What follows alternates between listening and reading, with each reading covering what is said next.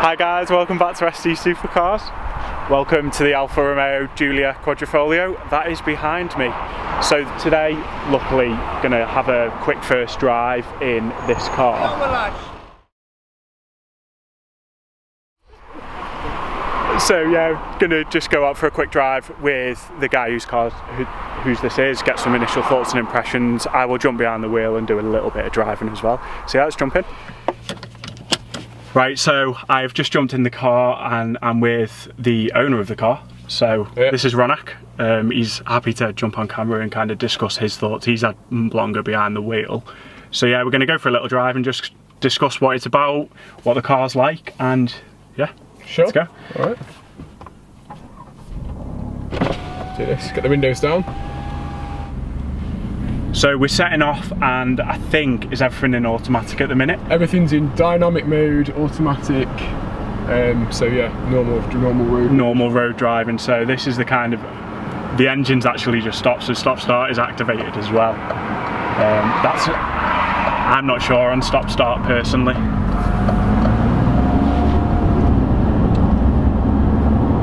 Do you know what, as a passenger though, straight away, it feels very smooth. It is, it's actually really comfortable, especially when you've got it in, I'm in dynamic at the moment, and you can change the dampeners to 3 settings. Yeah. So you get hard settings, mid and soft. So I'm currently in soft mode, dynamic.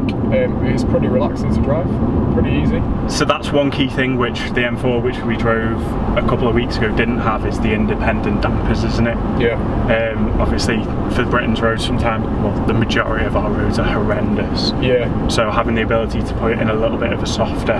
Yeah, my previous Alfa was the Giulietta. It had the same DNA system in it, obviously no race mode, but the dynamic was a big difference to normal. What I found here is dynamic is not that much different to normal, but race mode is another level. It unleashes the beast. It really does. Yeah. Having driven it in race mode only, I can testify it makes some noise, it goes. Oh, indeed. I think now should just quickly discuss the performance of this car, because obviously it's a brand new kind of segment for Alfa to enter. It's got the 2.9 V6 up front. So how have you found the performance so far? Good. In normal mode it's pretty relaxing. You don't know you're in a 500 brake horsepower car, but as I'm coming off the roundabout I'm going to turn it into race, and immediately the steering is stiffened up, responsiveness is there, the noise is there. Straight away that's noisy. Yeah, and if I drop it down into second, it's quick. There's G-force. Oh wow.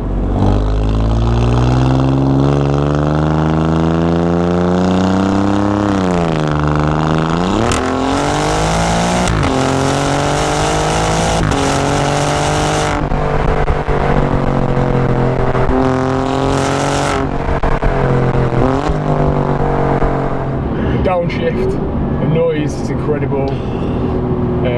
You don't realise what speed you're doing. We just hit 100 then in a matter of seconds. It's just incredibly quick, isn't it? Yeah. Oh, the noises.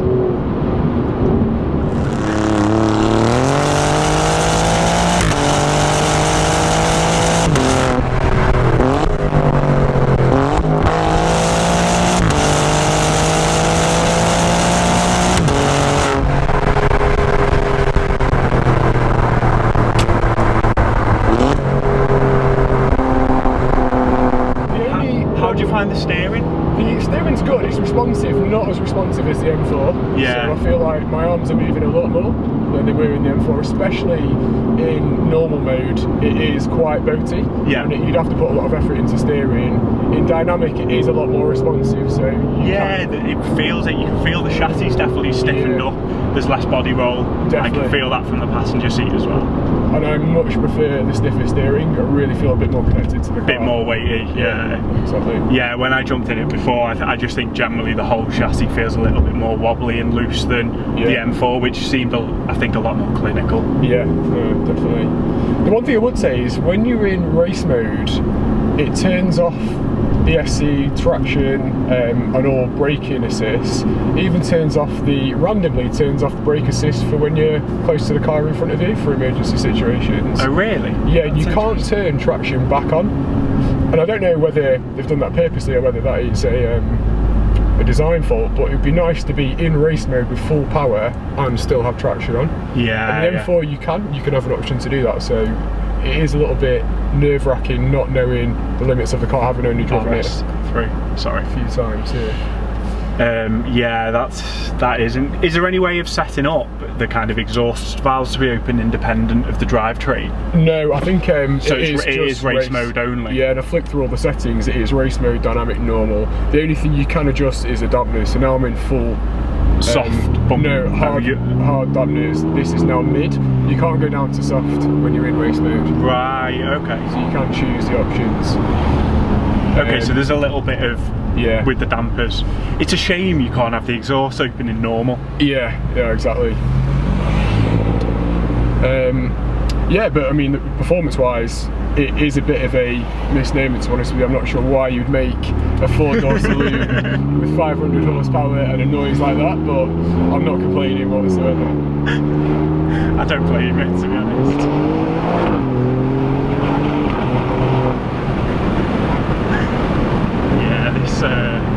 So quick.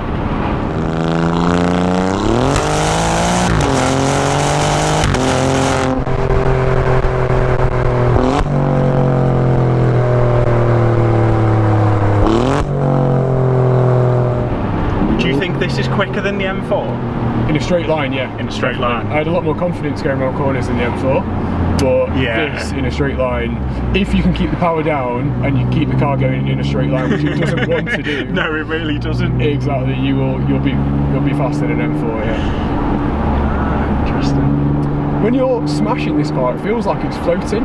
So sometimes I feel like you lose a little bit of the contact with the road, and you're not sure whether the car is going straight or not. Yeah. Whereas in the M4, if you're wobbling, you know straight away what's happening. Yeah, I know exactly what you can feel it through, like your seat, through your hands, with the pedals. Yeah, I did find that before, like particularly entering like a high-speed corner, for example. Yeah.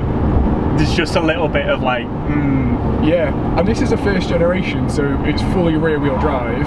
I wonder whether they consider a auto or a flappy paddle four-wheel drive system as well for the next ones. Yeah, possibly. That could do some serious point-to-point damage, couldn't it? Yeah, it's pretty impressive actually, because this is Alfa's first real.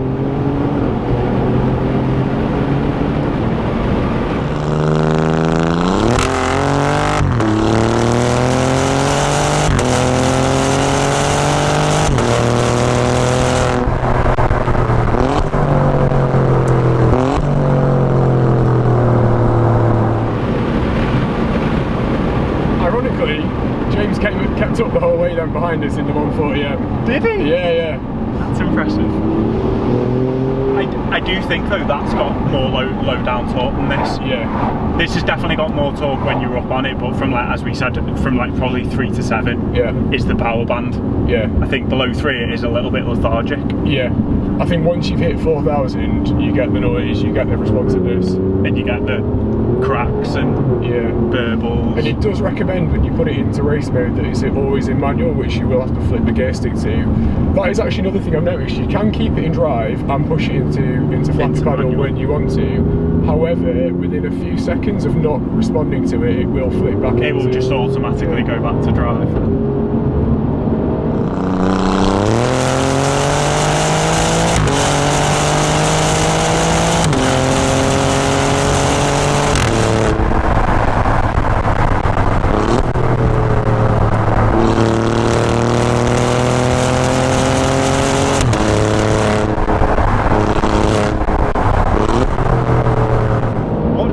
Accelerator pedal, that's the only other big thing I've noticed a difference. It's dead shallow.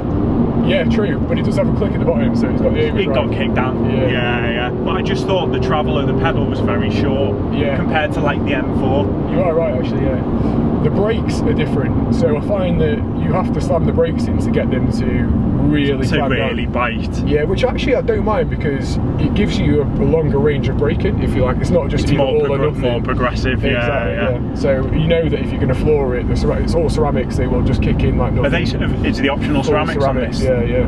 Whereas, you know, at low speeds, it does catch you out, because on the M4 you just touch the brake, you come into a stop. Whereas here, you forget you've got to press it. Yeah, you've got to modulate it further. I like that. I didn't realise they were the optional carbon ceramics on this. Yeah, no, they are massive, to be fair. You will need them. That's one thing I think the M4 lacked. We didn't have the ceramics on it, and the brakes were overheating. They were getting quite spongy by the end of our run, right? So yeah, that first run we had on the Saturday morning, we yeah, and I can imagine you going through brakes pretty quickly on the M4. Yeah, I'd be inclined to agree from that.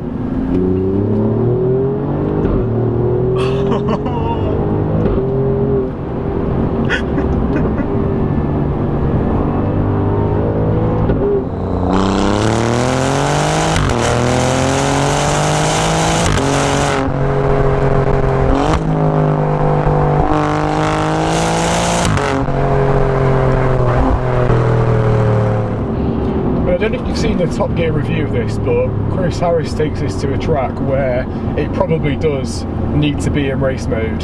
Yes. And it's all about the drift. I wouldn't put this on a lap time against an M4. I think the M4 might do it because of its stability. Yeah, I think in the corners is where the M4 is going to pull it back. Yeah, but although I've not had the opportunity on these roads to try it, I'm sure it drifts pretty well. Yeah, sure. I haven't seen the video yet. Yeah. But he's doing like 90-mile-an-hour drifts in it as well, so it's like, you do need a track for that.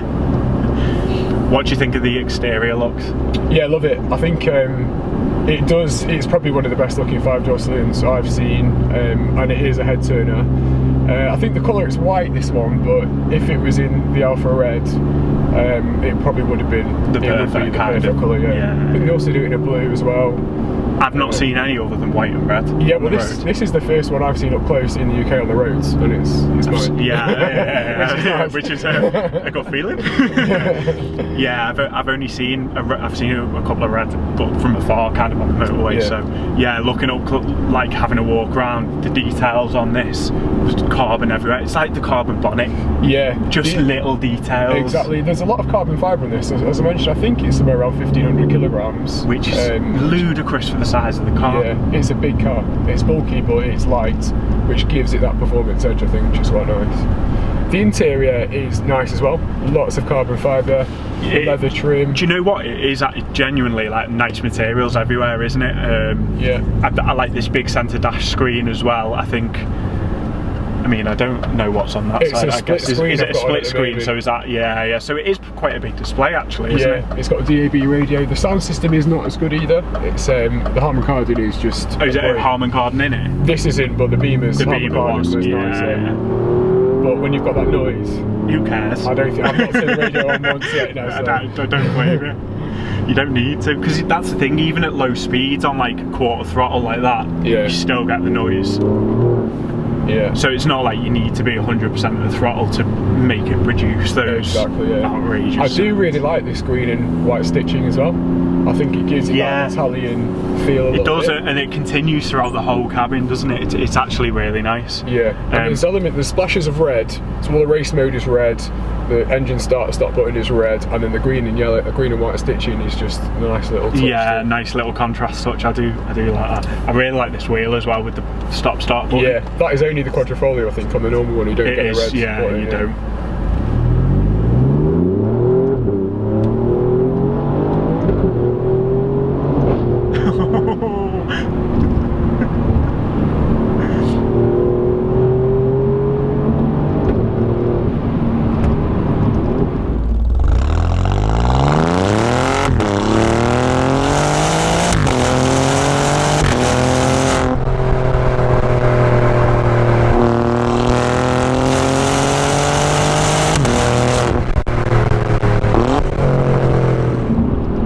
So for people kind of in the market for a saloon, kind of do-it-all saloon that gives them the thrills of performance with the everyday practicality, what would your choice be?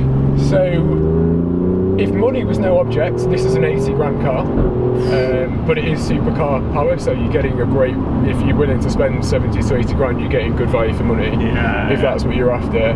However, it's 20 grand more than an M3, and I don't know whether if I was in the market and this was in competition with the M3, it'd be a very close call. I think it'd be how I'm feeling on the day, to be honest. Yeah.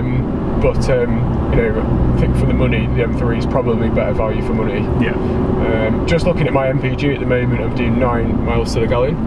I averaged about 16 to 18 in the M3, in the M4, sorry. So I'd expect to get a lot more out of that. Yeah, that's actually a big difference in fuel economy, isn't it? To be fair. But having said that, we've been smashing it about. Yeah, it's not come out of race mode. Yeah, and you don't buy this car to save money. No. You do it for this. Yeah, exactly. The massive smile it puts on your face. Yeah, the thing is, you start this up normally, it's really quite subdued. Yeah. But flick it in race mode and all of a sudden it's like outrageous noise. My missus would like to drive this actually, so I think in normal mode she would probably quite suit it. I think it'd be easy for her to drive. It's a lot bigger than her car at the moment, but in terms of power and comfort, it is a daily driver. Yeah. And I don't know what type of MPG you'll get out of it, you know, if you're driving it normal all the time, but I guess when you start moving into dynamic and race mode, it's a track car. It really is. Yeah. Nice way to round up the video. Yeah.